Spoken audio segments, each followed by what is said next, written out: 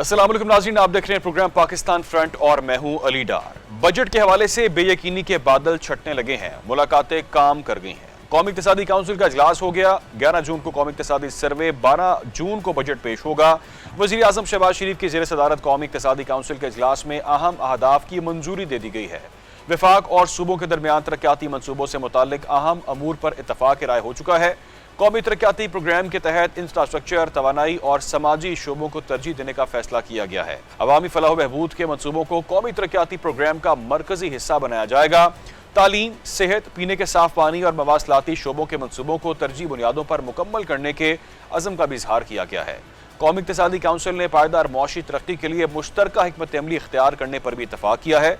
इजलास में खैबर पख्तूनख्वा, सिंध और बलूचिस्तान के वज़ीर आला ने शिरकत की है, जबकि पंजाब की नुमाइंदगी सीनियर वजीर मरियम औरंगजेब ने की है।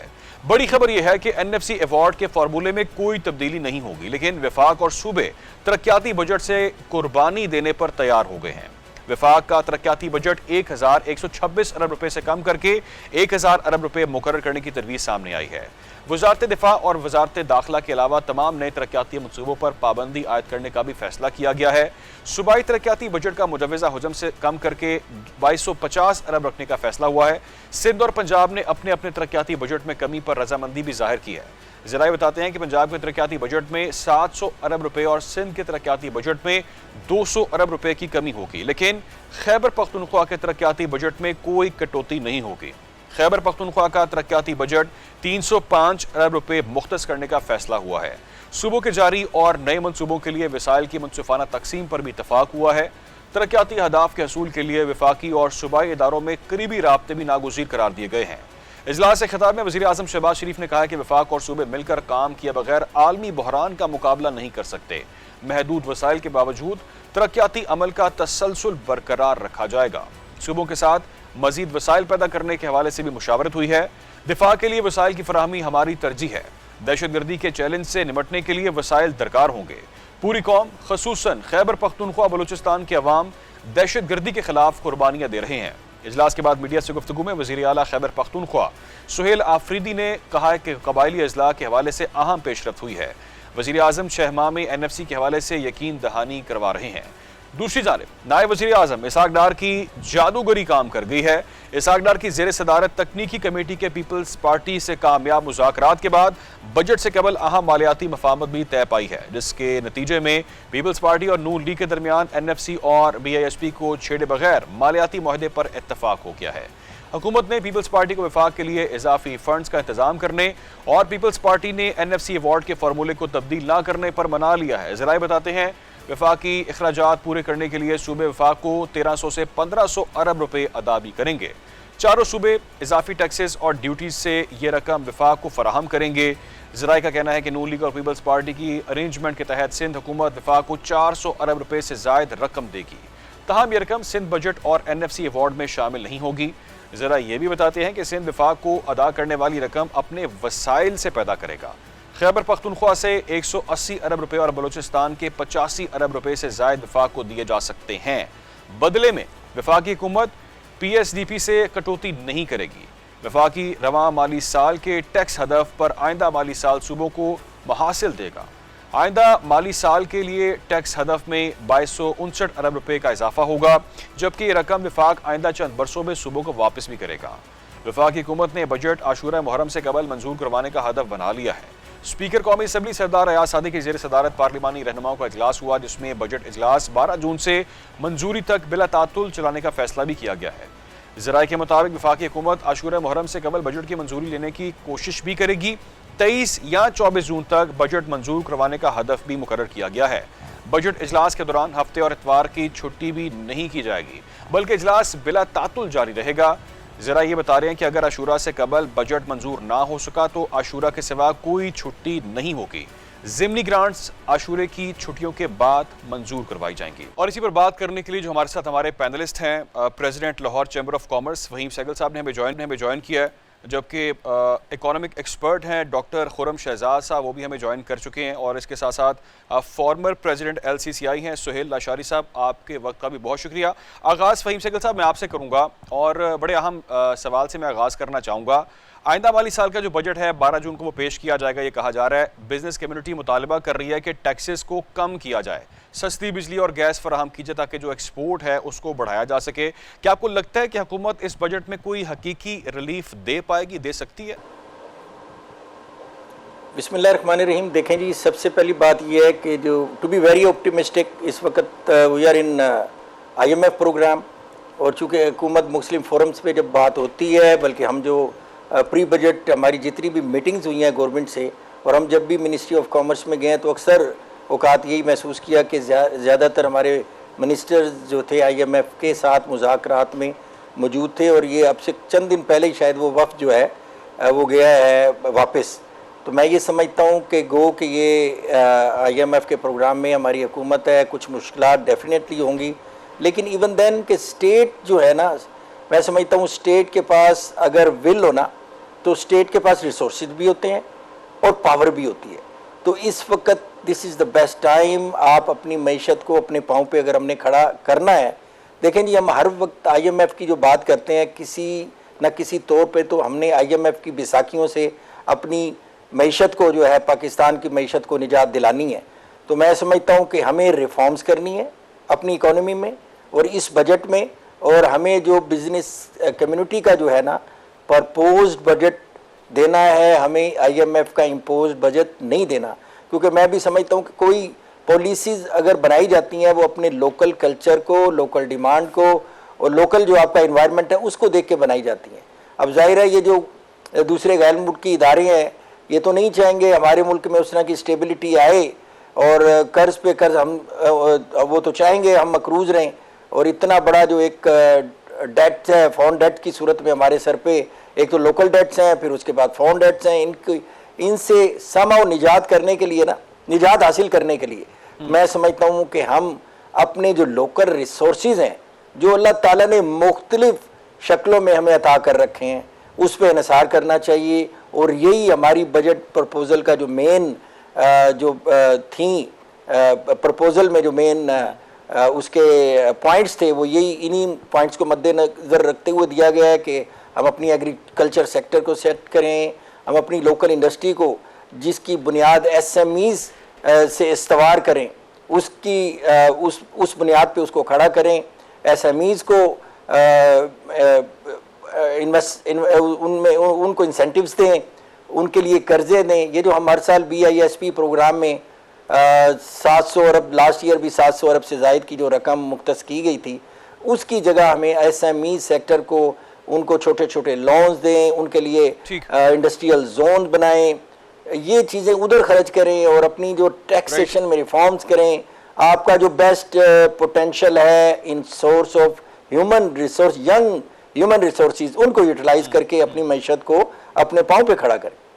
ठीक है फ़हीम साहब, I want to ask one more question, उसके बाद मैं लशारी साहब को भी शामिल गुफ्तगू करूंगा। ये कहिएगा कि वज़ीर आज़म से बिजनेस कम्युनिटी की मुलाकात भी होती है, हुकूमत एक्सपोर्ट लीड की ग्रोथ की बात कर रही है, बताइएगा कि एक्सपोर्ट बढ़ाकर तजारती खसारा कम करने के लिए हुकूमत को आइंदा बजट पे कौन से ऐसे स्टेप्स हैं जो कि आप समझते हैं कि लेने की ज़रूरत है?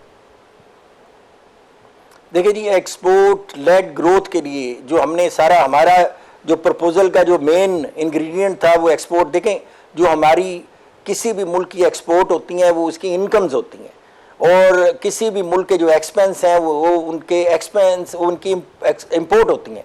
तो हमारी जो एक्सपोर्ट है, हमारी जो इनकम है वो कम है और हमारी expense in terms of import ज़्यादा है। तो ये जब बैलेंस आउट होता है, जो इतना बड़ा इस वक्त जो ट्रेड डेफिसिट क्रिएट हो गया, $34 बिलियन को क्रॉस कर गया है, तो मैं समझता हूँ इसके लिए जो हमने प्रपोजल रखी हैं, एक तो फाइनल टैक्स रिजीम जो है एक्सपोर्टर की थी उसको बहाल करें। फिर आपने ये जो कॉस्ट ऑफ डूइंग बिजनेस, देखें एक ऐसा क्रॉनिक इशू है, जब तक ये ठीक नहीं होगा हम रीजनल कंट्रीज़ में कंपेटिटिव नहीं हो सकते।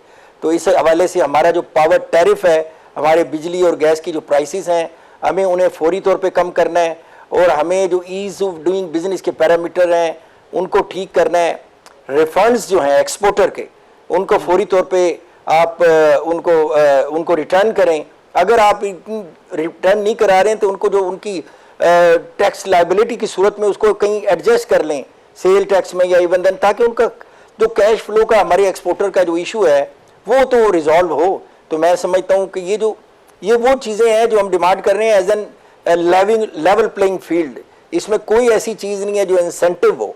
तो मैं समझता हूँ ये चंद बुनियादी जो नुक्ते हैं उस हवाले से हमें देखें, हम इस वक्त बेहतरीन मौका है, हम जो यूएस वॉर में और ईरान की वॉर में जो सालिसी का किरदार अदा कर रहे हैं, इसमें अपने मुल्क का फ़ायदा भी साथ साथ हमें ये सोचना चाहिए, उनसे हमें एक नेगोशिएशन अमेरिका से स्पेशली ये करनी चाहिए कि हमारा जो एक्सपोर्ट का टैरिफ उसको रिड्यूस करवाएं अमेरिका से, और हमारी जो गैस पाइपलाइन का एग्रीमेंट था विद ईरान उसको एक्सपीडाइट कराएं। तो मैं समझता हूं कि हमें डाइवर्सिफिकेशन ऑफ मार्केट, जो ट्रेडिशनल मार्केट हमेशा से हम यूरोप पे डिपेंड कर रहे हैं, और इस वक्त यूरोप को आपको पता है कि यूरोप के साथ जिस तरह हमने एक मायदा कर रखा है, इसी तरह इंडिया ने एक मायदा किया अभी यूरोपीय यूनियन के साथ, ठीक, लशारी साहब को भी शामिल, जिसको वो मदर ऑफ ऑल पैक्ट कह रहे हैं। जी, लशारी साहब से भी बात करते हैं, मैं उसके बाद तो खुरम की जानिब भी जाऊंगा। लशारी साहब, एक बड़ा अहम सवाल वो ये कि एफपीसीसीआई जीएसटी को 18% कम करके 15% करने का मुतालबा कर चुकी है। ये कहिएगा कि आपको क्या लगता है कि आइंदा जो बजट होगा उसमें हुकूमत इस हद तक रिलीफ दे सकती है, दे पाएगी? बिस्मिल्लाहिर्रहमानिर्रहीम।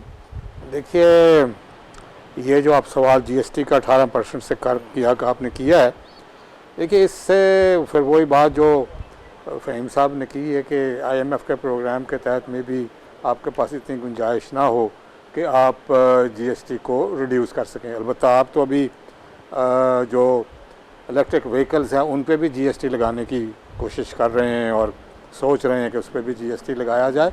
मगर देखिए, टैक्स टू जीडीपी रेशियो जो हमारा इस वक्त है वो रीजन में सबसे लोएस्ट है, तकरीबन 10.5 है। हुकूमत की और हमारे सब ज़रूर लोगों की ख्वाहिश है कि ये आइंदा साल में 13.5% पे ये जो टैक्स टू जीडीपी रेशियो चला जाए।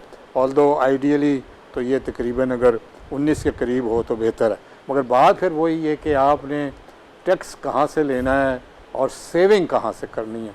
हम बहुत कम बात सेविंग की करते हैं, मगर सेविंग बहुत ज़रूरी होती है, क्योंकि रिच और वेल्दी में यही फ़र्क होता है कि रिच जो आदमी होता है वो अपने पैसे कमाता है तो स्पेंड कर देता है, मगर जो वेल्दी होता है वो अपनी वेल्थ को सस्टेन करता है और बचत करता है। तो बात ये हो रही है कि हमने टैक्सेशन को कैसे बदतदरीज कम करना है और कहाँ हमने इसको टैक्स बेस को ब्रॉड करना है। अब ब्रॉडनिंग के ऊपर भी थोड़ा सा काम हुआ है कि उन्होंने सौदा सल्फ लाने वालों पे भी कह रहे हैं कि जी 25,000 रुपया महीने का दे दें, जो कि सिर्फ 2,000 महीने का बनता है। तो अगर उसको डिजिटलाइज कर लिया जाए, और साथ साथ देखिए इस वक्त ऐप्स आ चुकी हैं जो सारे बाज़ार को मैपिंग कर सकती हैं। अब हर एक बाज़ार को मैप किया जाए, दुकान को नंबर दिया जाए, उससे डिजिटलाइज तरीके से टैक्स लिया जाए, कोई बंदा उसमें दाखिल ना हो। तो हमें बड़ी उम्मीद है कि ये टैक्स जो हम जनरेट करते हैं, जो इस वक्त का हदफ फिर 17.1 है, इसमें नॉन टैक्स वाले भी शामिल हैं, मगर 13 समथिंग तो आपके डायरेक्ट टैक्सेस हैं। तो बात दरअसल, और दूसरी जो बड़ी बात मैंने सेविंग की है, वो सेविंग का मतलब ये होता है कि आपने जितनी एग्जम्पशंस दी हुई हैं, एग्जम्प्ट किया हुआ है लोगों को। आप देखिए सरकारी अफसर सारे, पेट्रोल उनको एग्जम्प्ट है, बिजली का बिल उनको एग्जम्प्ट है, गैस के बिल उनको एग्जम्प्ट है। ये सारी एग्जम्पशंस ख़त्म कर देनी चाहिए। अगर हर बंदा बिल देगा तो हर बंदा फिर इलेक्ट्रिक का बिल भी देगा, हर बंदा अगर टैक्स देगा तो हर बंदा फिर बिल भी देगा, और इससे 2.5 बिलियन रुपीज़ का फ़ायदा हो सकता है। और इसमें IMF का कोई दखल नहीं है, आपने खुद करनी है ये, और आप कर सकते हैं। आपके पास बहुत से एवेन्यूज़ हैं जहाँ से आप टैक्स इकट्ठा कर सकते हैं। पर फिर वही बात है कि बंदा ये चाहता है कि मेरा टैक्स खर्च कहाँ हुआ। मेरी सजेशन ये है कि जहाँ भी सड़क बन रही हो, जहाँ भी ब्रिज बन रहा हो, जहाँ भी कोई इंफ्रास्ट्रक्चर या अदरवाइज एजुकेशन पे, स्किल डेवलपमेंट पे काम हो रहा हो, वहाँ एक तख्ती लगी हो कि this is being done by the taxpayers money. So हर एक को पता हो कि टैक्स पेयर का मनी कहाँ जा रहा है। राइट। डॉक्टर खुरम, ये कहिएगा, being as an economic expert, जो अहदाफ मुकर्रर किए गए हैं, जो मौजूदा मौशी सूरत हाल आप भी देख रहे हैं, हम भी देख रहे हैं, IMF का प्रोग्राम भी है, आलमी मईशत को दरपेश बहुत सारे चैलेंजेस भी हैं, ये किस हद तक आपको लगता है रियलिटी बेस्ड होगा, और इनके हसूल के लिए कौन कौन सी पॉलिसी और इक़दामात का आप मशवरा देंगे, क्या सजेस्ट करेंगे आप? बिस्मिल्लाहिर्रहमानिर्रहीम, thank you very much. Sir, जो इस वक्त की ग्रोथ ट्रैजेक्टरी है वो that has been improving. Economy जो सी है वो लास्ट फिस्कल ईयर में 3.7 ग्रोथ के ऊपर गई annual. Now we have targeted to have 4.1% of the annual growth for the coming fiscal year. और इसके साथ साथ हमारा जो एवरेज इन्फ्लेशन का टारगेट है वो उसको 8.4% के ऊपर रखने का है। अब इसमें थोड़ा सा डायनेमिक समझने की ये ज़रूरत है कि साइड बाय साइड हमने टारगेट किया है कि एफबीआर अपनी टैक्स कलेक्शन बढ़ाएगा और उसको लेके चला जाएगा 1.54 ट्रिलियन रुपीस के करीब तकरीबन। अब पिछले 10 सालों के अंदर अगर आप अंदाज़ा लगाएं तो 10 सालों में सिर्फ 3 मरतबा ऐसे हैं जब कोई एफबीआर अपने टैक्स के टारगेट्स को अचीव कर सकी हुई और 7 मरतबा नहीं कर सके। लेट्स से हम इन्फ्लेशन को भी कंसीडर करें, रीजनल सिक्योरिटी को भी कंसीडर करें और अपने आईएमएफ के प्रोग्राम को भी कंसीडर करें, तो मुझे लगता है कि 4.1% का ग्रोथ का जो टारगेट है with this FBR target of 1.54 trillion rupees, it would be little hard to achieve. और ये ग्रोथ को मज़ीद डैम्पन करेगा, बिकॉज जब आप टैक्स बेस नहीं बढ़ा रहे, टैक्स कलेक्शन बढ़ाने की तरफ जा रहे हैं और टैक्स कलेक्शन बनाएंगे फ्रॉम द कंजम्पशन साइड या फ्रॉम द इंडस्ट्री साइड, तो उससे उसका जो डिस्पोजेबल इनकम है हाउस होल्ड की वो रिड्यूस हो जाएगी और वो उसका डायरेक्ट इफेक्ट आएगा एग्रीगेट डिमांड के ऊपर, ग्रोथ के ऊपर आएगा, जीडीपी के ऊपर इफेक्ट आएगा। सो पर्सनली आई थिंक कि ये तीनों चीज़ों को अगर हम कंसीडर करते हुए देखें तो ये थोड़ा सा एम्बिशियस टारगेट है 4.1% का। अगर आप वाकई एफबीआर का ये जो इस साल फिस्कल ईयर का टारगेट अचीव करना चाहते हैं तो गालिबन कोई 15% के करीब एनुअल ग्रोथ चाहिए, जो कि पाकिस्तान की इकॉनमी में शायद मुश्किल हो अचीव करना। वे फॉरवर्ड के तौर पे आई बिलीव कि पाकिस्तान को साउथ कोरिया जैसी इकॉनमीज़ के लार्ज एंटरप्राइजेस के मॉडल्स को देखना चाहिए, जैसे कि वहाँ पे 4 बिग कंपनीज हैं जिसके अंदर सैमसंग है, हुंडई मोटर है, एसके है, एलजी है। इनका कलेक्टिवली साउथ कोरिया की जो स्टॉक मार्केट की वैल्यू है उसका 50% इनके पास है। And these 4 companies assisted the government of south Korea during 60s and 70s for the establishment of their for the sake of development of the economy, और उसमें उन्होंने एज एन एग्जीक्यूशन आम काम किया। पाकिस्तान में भी ऐसे बहुत बड़े कॉन्ग्लोमरेट्स हैं जो साउथ कोरियन की लैंग्वेज में जिसे चौबल कहते हैं, आप उनको लेके आएँ, उनको ज़िम्मेदारी दें मुख्तलिफ सेक्टर्स की, मुख्तलिफ सिटीज़ की, मुख्तलिफ रीजन्स की डेवलपमेंट की, आप उनको ऑनरशिप दें पाकिस्तान की लार्ज एंटरप्राइजेस को और उनसे फिर डेवलपमेंट करवाएं। सेकेंड थिंग, पाकिस्तान के अंदर जो टैक्स बेस बढ़ाने का है वो एक इशू मेजर जो है इनफॉर्मल इकॉनमी का होना भी है। मुझे ये लगता है कि हम जो डिजिटाइजेशन की तरफ जा रहे हैं, हमने उन लोगों को टैक्स करना है जिन्होंने आज तक टैक्स नहीं किया, तो उसके लिए सबसे बेहतरीन तरीका डिजिटाइजेशन है। लेकिन हम अगर इकोनॉमिक इंक्लूसिवनेस के बगैर डिजिटाइजेशन की तरफ जाएंगे तो आई पर्सनली बिलीव कि we would be only digitising the poor or we will be only digitizing the poverty. So we need to follow the footsteps of our regional neighbors कि जिन्होंने अपना इंडिया ने अपना 80% कैश जो है वो digitise कर दिया है और that is how they have increased their tax base. Right Faheem साहब, एक तो गुफ्तगू आपने सुनी खुरम साहब की, what is your take on that? दूसरा ये कहेगा कि जो कॉरपोरेट सेक्टर है अगर उसकी हम बात करें तो उसमें मुसलसल हम देख रहे हैं कि सुपर टैक्स के खात्मे की बात की जा रही है, मगर जो खबरें सामने आ रही हैं उनमें कहा जा रहा है जी कि हुकूमत सिर्फ जो है वो 2% कमी करने जा रही है, कर सकती है। आपके ख्याल से इनफ है, काफ़ी है, क्या कहेंगे इस पर? देखिए जी, इन टर्म्स अगर आप टोटल ये टैक्स देखें अपना कॉरपोरेट सेक्टर का, तो अराउंड 60% टैक्स, ये दुनिया में कहीं इतना बड़ा टैक्स की रेशो शायद ही कहीं हो। और हम जैसे मुल्क जो हमारे ये जो रीजनल कंट्रीज़ में तो कहीं ज़्यादा है, तो इसी वजह से तो हम compete नहीं कर पाते।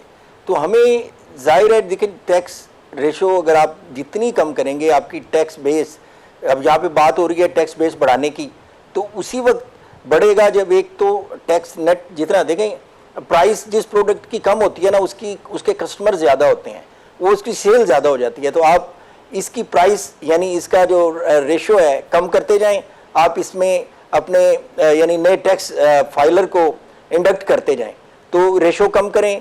पुराने टैक्स पेयर पे जब तक आप बोझ कम नहीं करेंगे, कॉर्पोरेट टैक्स जो है आपका जिसमें सुपर टैक्स और बहुत सारे टैक्स शामिल हैं, आप इनकी रेशो कम करें।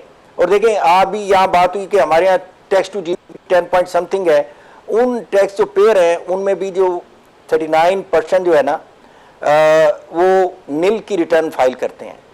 तो ट्रीटमेंट इसको रैशनलाइज करें, ये जो अपनी ट्रीटमेंट जो रिटर्न फाइल कर रहे हैं नील की, मैं समझता हूँ वो प्रिविलेज सारा ले रहे हैं, वो वाला जो टैक्स पेयर या जो टैक्स देते हुए अपनी टैक्स अमाउंट दे के अपनी रिटर्न फाइल करता है। तो ये डिस्पैरिटी ख़त्म होनी चाहिए। हुकूमत को डायरेक्ट करना चाहिए जो रिटर्न फाइलर हैं कुछ ना कुछ टैक्स ज़रूर दें।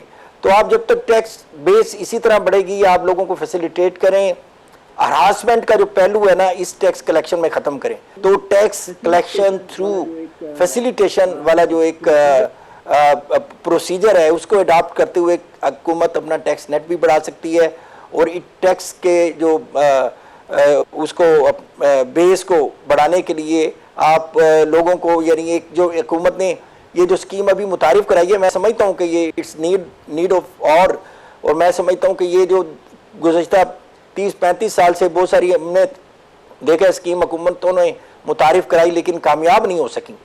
इस दफ़ा ये हमने कुछ थोड़ा स्टडी किया है, ये वर्केबल है। इसका जो आसान फार्म जो हमारे छोटे ताजर मुतालबा करते थे कि 1 पेजर होना चाहिए, वो 5 रीजनल लैंग्वेजेस में इन्होंने इंट्रोड्यूस किया। आसान है, सहल है और इसमें ठीक कुछ इंसेंटिव्स ऐसे हैं जैसे 5 साल का ऑडिट जो है उससे एग्जेम्प्ट किया गया है। आप POS उनकी शोरूम से हटा लिया जाएगा और बाहर उसकी जगह बारकोड लगा दिया जाएगा। आपके FBR का जो अमला है उन प्रीमिसेस में एंटर नहीं हो सकता। सो फॉर हमें किसी ना किसी हवाले से अपने टैक्स बेस को जरूर ब्रॉडन करना है ताकि जो हमारे एग्जिस्टिंग टैक्स पेयर पे यही एक रास्ता है उन पे बोझ कम कर सकें। ठीक है, ये एक आपने रास्ता बताया, इससे बोझ जा सकता है। एक और अहम सवाल भी ये है कि तजारती खसारा काबू में नहीं आ रहा है, उसके लिए क्या करना होगा? बरामदात बढ़ नहीं रही। एक ब्रेक के बाद इस पर बात करेंगे, हमारे साथ रहें। वेलकम बैक नाज़रीन। ब्रेक से पहले हम बात कर रहे थे तजारती खसारे के हवाले से। तजारती खसारा काबू में नहीं आ रहा, बरामदात बढ़ नहीं रही, ऐसे में मईशत कैसे तरक्की करेगी? ये बहुत इंपॉर्टेंट क्वेश्चन है, बेसिक क्वेश्चन है। टेक्सटाइल सेक्टर को हमारी बरामदात की रीढ़ की हड्डी कहा जाता है। मसला कहाँ पर है, क्यों हम इस चक्कर से नहीं निकल पा रहे, इसी पर बात करते हैं। लशारी साहब, ये क्वेश्चन मैं आपकी तरफ लेके आऊँगा। मामला सर क्या है, क्यों हम इस चक्कर से बाहर नहीं निकल पा रहे? तजारती खसारा इसीलिए है कि हमने अपनी सारी इकॉनमी को ना जी इंपोर्ट रिलेटेड बना दिया। उसका मतलब ये है कि आप बनी बनाई चीज़ बाहर से ख़रीदें। इस वक्त हमारी चाइना से ज़्यादा इंपोर्ट हो रही है और यहाँ ला के बेच दें, यानी कि ट्रेडिंग करें। हमने अपनी प्रोडक्शन को वो तवज्जो ही नहीं दी है और जो किसी ने किया भी है तो वो ट्रांसपोर्ट टेक्नोलॉजी थोड़ी सी हुई, जैसे आपने टेक्सटाइल का तरफ इशारा किया। अब उसमें भी मॉडर्नाइजेशन चाहिए और उसमें भी नई मशीनरी चाहिए। अब जो एंटरप्रेन्योर है वो हुकूमत की तरफ देख रहा होता है कि जी हमें क्या मराहत मिलेंगी, और टेक्सटाइल सेक्टर जो है वो हमेशा मराहत पे ही चला है। हुकूमत से यही कह के कि हम 60% हैं इकॉनमी में, टैक्स भी दे रहे हैं और एक्सपोर्ट भी कर रहे हैं, तो हमें फलां मराहत दी जाए, मगर इसके बरक्स उन्होंने अपनी इंडस्ट्री को वो टेक्नोलॉजी, वो इनोवेशन नहीं ला के दी कि जो बुनियादी तौर पे उनका ध्यान टैक्सेशन पे कम करने का है और ध्यान अपनी इंडस्ट्री की तरफ कम है। तो उस वजह से भी हमारा जो है ना ये ध्यान एक्सपोर्ट की तरफ से कम है, क्योंकि देखिए जब तक मुल्क में कोई चीज़ बनेगी नहीं तो एक्सपोर्ट कैसे होगी? और जब 26 अदारे आपके पीछे पड़े हों तो आपको कोई उड़ने की जगह ना दी जाए, पिंजरे में बंद करके कहें आप कि अब आप बिज़नेस करें, तो वो उससे यही होता है कि लोग शौक़ से शुरू करते हैं मगर फिर उनकी बिजनेसेस ठप हो जाती हैं और फिर वो कर नहीं सकते। अभी बहुत अच्छी बात है कि पिछले चंद सालों से डॉलर का रेट एक स्टेबल तरीके से चल रहा है, जिसकी वजह से हमारी थोड़ी सी स्टेबिलिटी हमारे फॉरेन एक्सचेंज में आई हुई है। मगर एक बात बहुत ज़रूरी है इस कौम को समझने के लिए कि ना तो टैक्सेशन, ना ही रिमिटेंस और ना ही आपका ये जो IMF प्रोग्राम है यानी कि कर्ज़े, ये 3 चीज़ों से कभी भी कौम नहीं पनपी। कौम पनपती है जब ग्रोथ होती है।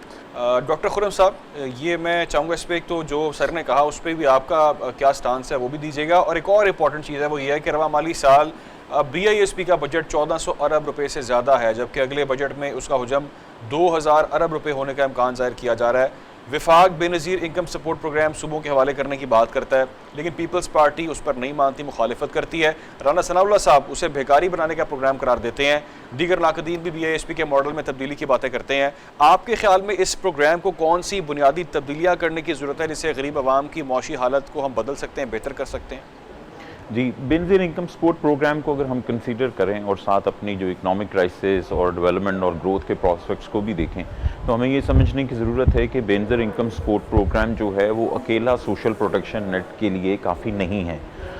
मैं इसके यूजेज की बात करता हूँ। लेट्स से आप किसी फैमिली को माहाना या क्वार्टरली जो है 18,000 या 14,000 रुपीज़ देते हैं, तो वो उसका क्या करते हैं, वो उन पैसों को या तो बिल पे करने के लिए यूज़ करते हैं या उस कैश को वो अपने किसी फूड के एक्सपेंडिचर्स के लिए को मीट करने के लिए इस्तेमाल करते हैं। लेकिन जो बेनज़ीर इनकम सपोर्ट प्रोग्राम है वो प्रोडक्टिव यूज़ नहीं रखता। तो यहाँ पे समझने की ये ज़रूरत है कि हमारे पास जो इस वक्त पाकिस्तान के अंदर नादरा के अंदर हमारा एक बहुत अच्छा डेटाबेस है, हमारे पास नैपटेक प्रोग्राम है फॉर वोकेशनल ट्रेनिंग, और इसके अलावा हमारे पास जो टैफ्टा मौजूद है। सो हमें ये चाहिए कि हम उस जो बजट है उसको डायरेक्ट कैश ट्रांसफर्स की बजाय हम बाइंडिंग के साथ रखें कि BISP का पैसे कैश ट्रांसफ़र उनको मिलेंगे जो कुछ स्किल्स ट्रेनिंग करेगा। लेट्स से आप कोई 6 माह के लिए किसी को, एक फैमिली से, एक हाउसहोल्ड में से किसी एक शख्स को लें, उसको ट्रेन करें और उसकी फिर ग्रेजुएशन की तरफ जाएं। इस वक्त जो BISP के अंदर एक लीकेज या लूप होल है वो इस चीज़ का भी मौजूद है कि once part of that BISP programme उसकी कोई ग्रेजुएशन नहीं है, वो इनडेफिनेटली उस प्रोग्राम के अंदर शामिल रहता है और पैसे उस हाउस होल्ड को मिलते रहते हैं। उसकी ग्रेजुएशन का मैकेनिज्म क्या है? फिर उसके अंदर घोस्ट बेनिफिशरीज बहुत हैं जो कि इनएफिशिएंट डाटा की वजह से मौजूद हैं। बहुत से ऐसे लोग उसमें शामिल नहीं हैं जो कि लेटेस्ट इस वक्त मिलियंस ऑफ पीपल हैं जो कि पॉवर्टी लाइन से नीचे हैं, लेकिन लेटेस्ट वो BISP के उस डाटा के अंदर शामिल नहीं है। सो इम्पॉर्टेंट चीज़ यहाँ पे ये देखने की ज़रूरत है कि BISP प्रोग्राम की इफ़ेक्टिवनेस के लिए हमें लाजमी ये बाइंडिंग करनी चाहिए कि जिस घर के अंदर BISP प्रोग्राम के ज़रिए कोई कैश ट्रांसफ़र हो रहा है, क्या उसके सारे बच्चे स्कूल जा रहे हैं? अच्छा, this is how you can also tackle the problem of out of school children, जो आपके पास एक बहुत बड़ी तादाद के अंदर 2 करोड़ 60 लाख से ऊपर जो आपके पास बच्चे आउट ऑफ स्कूल चिल्ड्रन हैं वो इंश्योर कर सकते हैं। फिर आप उस हाउस होल्ड को ये इंसेंटिव दे सकते हैं जो बैकवर्ड एरियाज़ के अंदर कि वो गर्ल्स की एजुकेशन को अगर करते हैं तो आप उसको मज़ीद बोनस देते हैं। So I think so the better utilization of BISP can be through training, vocational training, skills, और उसके साथ कोई कंडीशनैलिटी के साथ होनी चाहिए। जैसे कि मैक्सिको एंड ब्राज़ील के अंदर ऐसी एग्जांपल्स पाई जाती हैं, तो Pakistan can also follow those examples and can learn the lessons from these countries जो BISP की इफ़ेक्टिवनेस की तरफ जाए, और डेफिनेटली इसको सूबों की तरफ भी इसका बोझ डाइवर्ट होना चाहिए। लेकिन let's see what happens with the passage of time. Right, बहुत इंपॉर्टेंट आपने बात की है और डेफिनेटली ये तमाम तर चीज़ें होंगी तो उसके बाद उसके असरात भी नज़र आएंगे। मज़ीद बात करते हैं, फ़हीम साहब भी हमारे साथ ही हैं। फ़हीम साहब, गुफ्तगू आपने सुनी, मैं चाहूँगा एक और अहम मामला उस पर भी बात कर लें। वो ये है कि हुकूमत ने छोटे ताजरों के लिए फ़िक्स टैक्स आसान स्कीम का ऐलान भी किया है, जिसके तहत 20 करोड़ या उससे कम मालियत की अशिया फ़रोख्त करने वाले दुकानदार जो हैं वो रज़ा कराना तौर पर सालाना 1% टैक्स देकर टैक्स नेट का हिस्सा बन सकते हैं। आप इसे किस तरह से देख रहे हैं सर, और आपको लगता है कि ये स्कीम कामयाब होगी, रिजल्ट्स होंगे? मैं समझता हूँ इसको हम मज़ीद स्टडी कर रहे हैं और इसमें अगर कोई रिफॉर्म्स की ज़रूरत हुई तो हम अपनी गवर्नमेंट को ज़रूर गाइड करेंगे, क्योंकि असल जो चैम्बर्स का काम है वो इन्हीं चीज़ों में फैसिलिटेट करना है। ब्रिजिंग है गवर्नमेंट के दरमियान और बिजनेस कम्युनिटी के दरमियान, और ये जो छोटे ताजरों के लिए जो स्कीम है, हम चाहते हैं कि हम उनको चैम्बर्स में बुला के एजुकेट करें और उनसे भी इनपुट लें कि अगर आप चाहते हैं इसमें कोई थोड़ी सी रिफॉर्म्स होनी चाहिए तो हम गवर्नमेंट के ऐवानों में बात जरूर रखेंगे। फ़हीम साहब, मैंने एक ब्रेक लेनी है, ब्रेक के बाद वापस कुछ और अहम इश्यूज भी हैं, सोलर के हवाले से भी डिस्कस करेंगे, स्टॉक मार्केट के हवाले से कुछ खबरें इंपॉर्टेंट है, एक ब्रेक के बाद।